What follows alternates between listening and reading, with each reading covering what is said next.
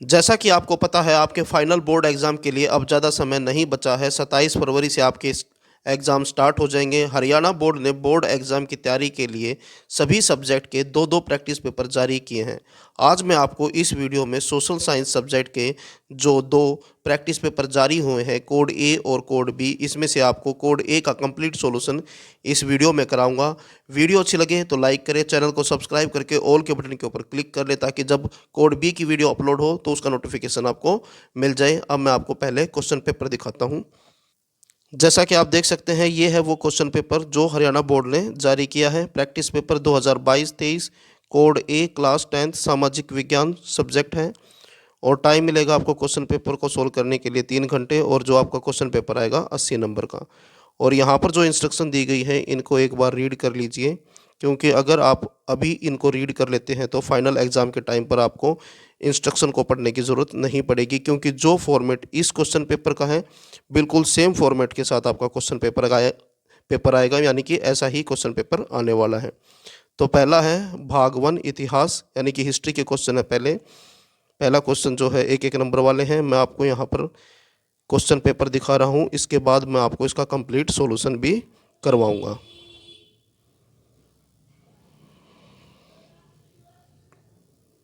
2 number वाले question हैं, उसके बाद 3 नंबर वाले क्वेश्चन हैं, और फिर लॉन्ग आंसर टाइप क्वेश्चन है 5-5 नंबर वाले। उसके बाद है पार्ट 2 पॉलिटिकल साइंस।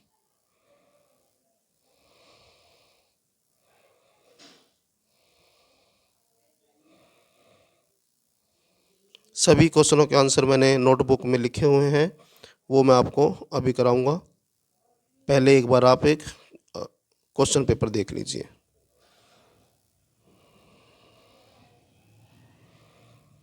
उसके बाद है पार्ट 3 ज्योग्राफी।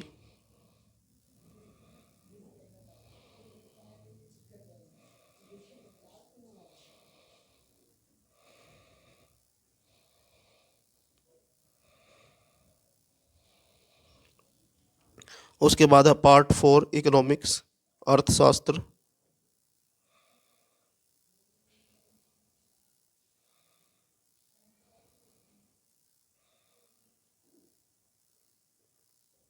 ये है आपका क्वेश्चन पेपर। अब मैं आपको इसका सॉल्यूशन दिखाता हूँ। क्लास 10th सामाजिक विज्ञान, और पहला क्वेश्चन देखें। पहला क्वेश्चन है सरस्वती सिंधु सभ्यता की खुदाई किस वर्ष की गई थी? तो आंसर है इसका 1921 और 22 में। दूसरा क्वेश्चन है सरस्वती सिंधु सभ्यता के नगरों में क्या क्या विशेषताएं पाई जाती हैं? तो आंसर है उपरोक्त सभी। आप क्वेश्चन पेपर देखोगे तो वहां पर आपको चॉइस मिल जाएंगी, और आंसर जो है आपका उपरोक्त सभी होगा। उसके बाद नेक्स्ट क्वेश्चन है मिस्र का राजा शासक क्या कहलाता था? तो आंसर है फराओ। उसके बाद नेक्स्ट क्वेश्चन है गायत्री मंत्र किस वेद से लिया गया है? तो इसका आंसर है ऋग्वेद। नेक्स्ट क्वेश्चन है सरस्वती सिंधु सभ्यता के नगर नियोजन की मुख्य विशेषताएं क्या हैं? आंसर देखें। सरस्वती सभ्यता एक नियोजित सभ्यता थी, जिसमें मकान पक्की ईंटों से बने थे। सड़कें एक दूसरे को समकोण बनाते हुए काटती थी। सड़कें और गलियां 9 से 34 फुट चौड़ी थी, और कहीं कहीं पर आधे मील तक सीधी चली जाती थी। मोहनजोदड़ो की हर गली में सार्वजनिक कुआं होता था, यानी कि ऐसा कुआं जिसको हर कोई यूज कर सकता था, और अधिकांश मकानों में निजी कुएं एवं स्नान घर होते थे। उसके बाद नेक्स्ट क्वेश्चन है क्वेश्चन नंबर 3, गौतम बुद्ध के 4 आर्य सत्यों का वर्णन करें। तो नंबर 1 है, आंसर देखें, नंबर 1 पे है दुख, अर्थात संसार दुखमय है। दूसरा है दुख समुदय, अर्थात दुखों का कारण भी है। उसके बाद तीसरा है दुख निरोध, अर्थात दुखों का अंत संभव है। और नंबर 4 है दुख निरोध मार्ग, अर्थात दुखों के अंत का एक मार्ग है। नेक्स्ट क्वेश्चन है क्वेश्चन नंबर 4, मध्यकाल में भारत में किसानों की स्थिति कैसी थी? तो आंसर देखें। मध्यकाल में भारत में किसानों की दशा यूरोपीय कृषकों किसानों की तरह दयनीय थी। भारत में किसानों के कई वर्ग थे।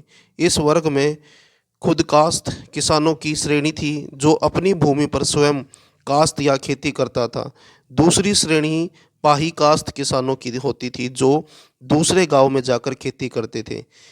तीसरी श्रेणी मुजारियाँ मुजारियान की होती थी, जो किसी भूस्वामी की भूमि पर खेती करते थे, क्योंकि इनकी स्वयं की भूमि नहीं होती थी। इन किसानों की अवस्था शोचनीय थी। राज्य की आय का प्रमुख स्रोत भूमि कर ही था, जिससे वे अपने अधिकारियों को वेतन देते थे, जिसका किसान विरोध नहीं कर सकते थे। नेक्स्ट क्वेश्चन है क्वेश्चन नंबर 5। ईसाई धर्म और इस्लाम में क्या समानताएं हैं? आंसर देखें। इस्लाम और ईसाई धर्म में कई समानताएं हैं। वास्तव में यह सोचना आसान है कि मतभेदों की तुलना में अधिक समानताएं हैं। इस्लाम और ईसाईयत दोनों ही अपने अनुयायियों को शालीन कपड़े पहनने और व्यवहार करने के लिए प्रोत्साहित करते हैं, और दोनों का मानना है कि परोपकारी होना और करुणा दिखाना मनुष्य में वांछनीय गुण है। वे दोनों प्रार्थना और ईश्वर के साथ संचार पर जोर देते हैं। दोनों लोगों को दयालु और उदार होने का आह्वान करते हैं, और दोनों सलाह देते हैं कि एक दूसरे के साथ वैसा ही व्यवहार करो जैसा तुम अपने लिए चाहते हो। नेक्स्ट क्वेश्चन है क्वेश्चन नंबर 6। भारत पर साम्राज्यवाद के सकारात्मक और नकारात्मक प्रभावों का उल्लेख करें। और जो चॉइस में क्वेश्चन है वो है सरस्वती सिंधु सभ्यता के पतन के कारणों को विस्तार से समझाइए। तो पहले क्वेश्चन का आंसर है सकारात्मक प्रभाव। साम्राज्यवादी राष्ट्रों के संपर्क से उपनिवेश राष्ट्रों में छापे खाने का विकास हुआ, यानी कि अखबार वगैरह छपाई का काम शुरू हो गया, तथा नई शैली की वास्तुकला का विकास हुआ। यातायात व दूर संचार के आधुनिक साधनों का भी विकास हुआ। साम्राज्यवादी देशों ने अपने अधीन देशों में एक प्रशासनिक प्रणाली लागू की, जिससे पराधीन देशों के लोगों में राष्ट्रीयता की भावना पैदा हुई। साम्राज्यवादी देशों ने अपने लाभ के लिए अपने उपनिवेशों में कुछ उद्योग स्थापित किए, जिससे औद्योगिक विकास को बढ़ावा मिला। पश्चिमी शिक्षा के माध्यम से लोकतंत्र, समानता के विचारों और वैज्ञानिक दृष्टिकोण से परिचय हुआ। नकारात्मक प्रभाव देखिए अब। भारतीय कृषि की संरचना पर बुरा प्रभाव पड़ा। भारतीय किसानों का अधिक से अधिक शोषण होने लगा। भारत में पश्चिमी शिक्षा लागू कर दी गई। भारत में ईसाई धर्म का प्रचार किया और भारतीयों को बलपूर्वक ईसाई बनाया गया। भारत के छोटे बड़े और हस्तशिल्प उद्योगों का पतन, यानी कि पतन हो गया।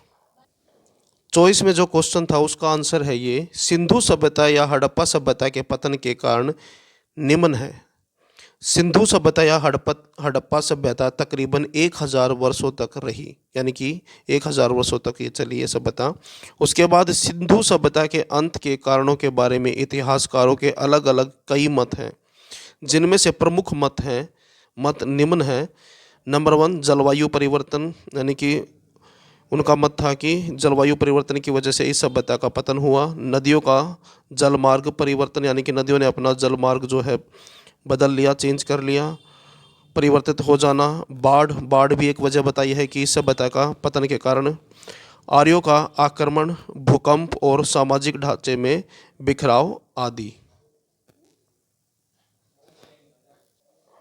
अधिकांश विद्वानों का मत है कि इस सभ्यता का पतन बाढ़ के प्रकोप के कारण ही हुआ, क्योंकि सिंधु सभ्यता का विकास नदी घाटी क्षेत्र में ही हुआ था, तो इस क्षेत्र में बाढ़ का आना स्वाभाविक था। इसलिए यह तर्क संगत लगता है कि इस सभ्यता का अंत बाढ़ आने के कारण हुआ हो।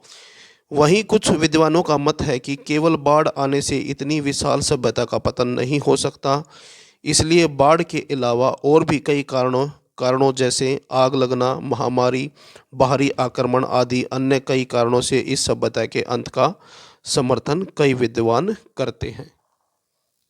उसके बाद नेक्स्ट क्वेश्चन है क्वेश्चन नंबर 7, और इसमें जो है मानचित्र दिया गया है, मानचित्र पर दिखाना था ये जगह, तो ये क्वेश्चन मैंने नहीं किया है। नेक्स्ट क्वेश्चन देखते हैं। भाग 2 यानी कि राजनीति शास्त्र। पहला क्वेश्चन है सही उत्तर चुने। श्रीलंका कब आज़ाद हुआ? तो आंसर है 1948 में। दूसरा क्वेश्चन है कौन सा देश होल्डिंग टुगेदर संघ है? तो इसका आंसर है भारत। नेक्स्ट क्वेश्चन है भारतीय जनता पार्टी का गठन किस वर्ष हुआ था? तो आंसर है 1980 में। नेक्स्ट क्वेश्चन है भारतीय राष्ट्रीय कांग्रेस का गठन किस वर्ष हुआ था? तो इसका आंसर है 1885। और नेक्स्ट क्वेश्चन है एसपीए किस देश से संबंधित है? तो इसका आंसर है बेल्जियम। नेक्स्ट क्वेश्चन है क्वेश्चन नंबर 9, पावर शेयरिंग क्या है? आंसर देखें। पावर शेयरिंग का मतलब है राजनीतिक दलों का गठबंधन सरकार के रूप में शक्तियां साझा करना। सरकार के अंगों जैसे कि विधायिका, कार्यपालिका और न्यायपालिका के बीच शक्ति का वितरण। पावर शेयरिंग से राजनीतिक व्यवस्था की स्थिरता को प्राप्त करने में मदद मिलती है। उसके बाद नेक्स्ट क्वेश्चन है क्वेश्चन नंबर 10, बहुदलीय प्रणाली क्या है? उदाहरण सहित समझाइए। आंसर देखें। एक ऐसी राजनीतिक व्यवस्था जिसमें एक देश के अंदर विभिन्न राजनीतिक पार्टियां चुनाव में भाग लेती हैं और जिस पार्टी को जनता का बहुमत प्राप्त होता है वह सत्ता में आ जाती है। उदाहरण है भारत। भारत में बहुदलीय व्यवस्था है। नेक्स्ट क्वेश्चन है क्वेश्चन नंबर 11, दबाव समूह क्या है? कुछ उदाहरण दीजिए। आंसर देखें। दबाव समूह का वर्तमान राजनीतिक व्यवस्थाओं में विशेष स्थान है। दबाव समूह के संदर्भ में कहा जा सकता है कि जब कोई संगठन अपने सदस्यों के हितों की पूर्ति के लिए राजनीतिक सत्ता को प्रभावित करता है और उनकी पूर्ति के लिए दबाव डालता है तो उस संगठन को दबाव समूह कहते हैं। उदाहरण के तौर पर किसान संघ, छात्र संघ, व्यापारी संघ और अध्यापक संघ, ये एग्जाम्पल है दबाव समूह के। नेक्स्ट क्वेश्चन है क्वेश्चन नंबर 12, भारत में महिलाओं को अभी भी विभिन्न तरीकों से भेदभाव और उत्पीड़न का सामना कैसे करना पड़ता है? आंसर देखें। हमारे समाज में पुरुष व महिलाओं के बीच भारी असमानता है। महिलाओं को भेदभाव का सामना करना पड़ता है। घर से लेकर बाहर कार्यस्थल तक उनके साथ दोयम दर्जे का व्यवहार किया जाता है। पुरुषों में 76% की तुलना में महिलाओं में साक्षरता दर केवल 54% है। अत्यधिक भुगतान वाली और मूल्यवान नौकरियों में महिलाओं का अनुपात अभी भी बहुत कम है। भारत के कई हिस्सों में माता पिता बेटे पैदा करना पसंद करते हैं और लड़की के जन्म से पहले गर्भपात कराने के तरीके ढूंढते हैं। महिलाओं के खिलाफ तरह तरह के उत्पीड़न, शोषण और हिंसा की खबरें आती रहती हैं। नेक्स्ट क्वेश्चन है क्वेश्चन नंबर 13, संविधान संशोधन 1992 से पहले और बाद में स्थानीय स्वशासन के बीच किन्हीं 3 अंतरों को बताएं। आंसर देखें। 1992 से पहले स्थानीय सरकार के पास अपने कोई अधिकार या संसाधन नहीं थे, परंतु 1992 के संविधान के बाद की राज्य सरकारों से यह अपेक्षा की गई कि वे अपने राजस्व और अधिकारों के कुछ अंश स्थानीय सरकारों को देंगी। उसके बाद सेकंड पॉइंट है 1992 के पहले स्थानीय सरकारों के लिए नियमित रूप से चुनाव नहीं होते थे, परंतु 1992 के संविधान के बाद नियमित रूप से चुनाव होने लगे। थर्ड पॉइंट है 1992 के पहले महिलाओं के लिए, अनुसूचित जातियां और अनुसूचित जनजातियों के लिए एवं पिछड़े वर्ग के लिए सीटें आरक्षित नहीं थीं, जबकि 1992 के संविधान के बाद महिलाओं के लिए, अनुसूचित जातियों और अनुसूचित जनजातियों के लिए एवं पिछड़े वर्ग के लिए भी सीटें आरक्षित की गई। नेक्स्ट क्वेश्चन है क्वेश्चन नंबर 14, आधुनिक लोकतंत्र में सत्ता की साझेदारी के विभिन्न रूप क्या हैं? उदाहरण दो। और जो चॉइस में है दूसरा क्वेश्चन है, एक राजनीतिक दल क्या है? राजनीतिक दलों के सामने आने वाली चुनौतियों की व्याख्या कीजिए। आंसर देखें। आधुनिक लोकतांत्रिक व्यवस्थाओं में सत्ता की साझेदारी के अनेक रूप हो सकते हैं। पहला पॉइंट देखें, शासन की विभिन्न अंगों जैसे विधायिका, कार्यपालिका और न्यायपालिका के बीच सत्ता का बंटवारा रहता है। विधायिका का कार्य कानून का निर्माण करना, कार्यपालिका का कार्य शासन का संचालन करना तथा न्यायपालिका का कार्य कानून का उल्लंघन करने वालों को दंड देना होता है। इसमें हर अंग एक दूसरे पर अंकुश रखता है। इससे विभिन्न संस्थाओं के बीच सत्ता का संतुलन बना रहता है। नेक्स्ट पॉइंट है सरकार के बीच भी विभिन्न स्तरों पर सत्ता का बंटवारा हो सकता है। क संघ या केंद्र सरकार। दूसरा है प्रांतीय सरकारों तथा स्थानीय निकाय की सरकारें जैसे नगर पालिका, पंचायतें आदि। उदाहरण स्वरूप संपूर्ण देश का शासन केंद्र सरकार द्वारा, प्रांतों का शासन प्रांतीय सरकारों द्वारा और स्थानीय निकायों का शासन नगर पालिकाओं और ग्राम पंचायतों द्वारा संचालित होता है। थर्ड पॉइंट, सत्ता का बंटवारा विभिन्न सामाजिक समूह जैसे कि भाषाई और धार्मिक समूह के बीच भी हो सकता है। बेल्जियम में सामुदायिक सरकार इस व्यवस्था का एक अच्छा उदाहरण है। नेक्स्ट क्वेश्चन है क्वेश्चन नंबर 15, सही उत्तर चुनें। आंसर, पहला क्वेश्चन देखें, लौह अयस्क निम्न में से किस प्रकार का संसाधन है? तो इसका आंसर है गैर नवीकरणीय। उसके बाद दूसरा क्वेश्चन है सरदार सरोवर बांध किस नदी पर स्थित है? तो इसका आंसर है नर्मदा नदी पर। तीसरा क्वेश्चन है गोल्डन फाइबर किसे कहा जाता है? तो आंसर है जूट को।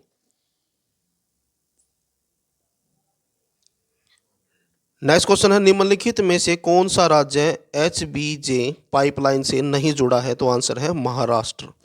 उसके बाद नेक्स्ट क्वेश्चन है क्वेश्चन नंबर 16, धात्विक और अधात्विक खनिजों में अंतर स्पष्ट कीजिए। आंसर देखें, धात्विक खनिजों को गलाने पर धातु प्राप्त होती है किंतु अधात्विक खनिजों के गलने पर नहीं।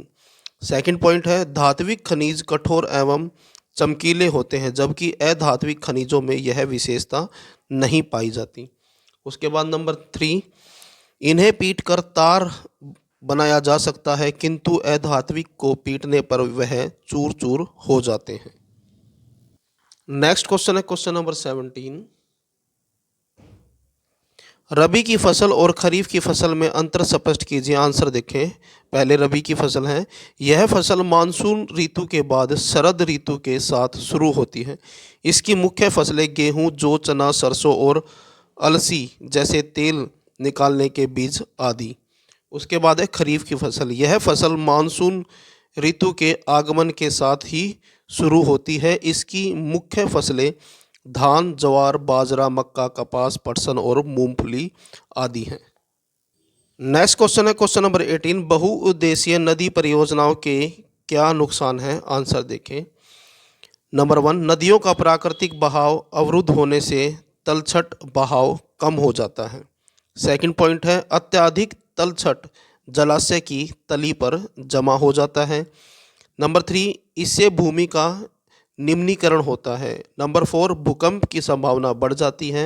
और नंबर 5, किसी कारणवश बांध के टूटने पर बाढ़ आ जाना, यानी कि बांध के टूटने पर बाढ़ आ सकती है।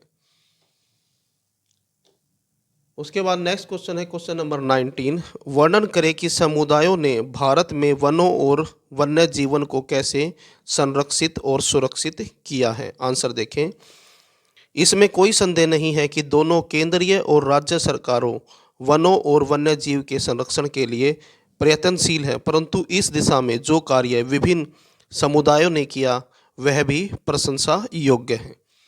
फर्स्ट पॉइंट, आज भी भारत में अनेक समुदाय हैं जो पीपल और वट वृक्षों को पवित्र मानते हैं। छोटा नागपुर क्षेत्र में मुंडा और संथाल जातियां महुआ और कदम्ब के पेड़ों की पूजा करते हैं। उड़ीसा और बिहार की जनजातियां इमली और आम के पेड़ों की पूजा करते हैं। इसी तरह और भी जनजातियां अपने पूज्य पेड़ों को काटने नहीं देती। उसके बाद है सेकंड पॉइंट, इसी प्रकार बहुत से लोग अपने पशु पक्षियों को देवी देवताओं के वाहन और प्रतीक मानकर उनकी रक्षा करते हैं।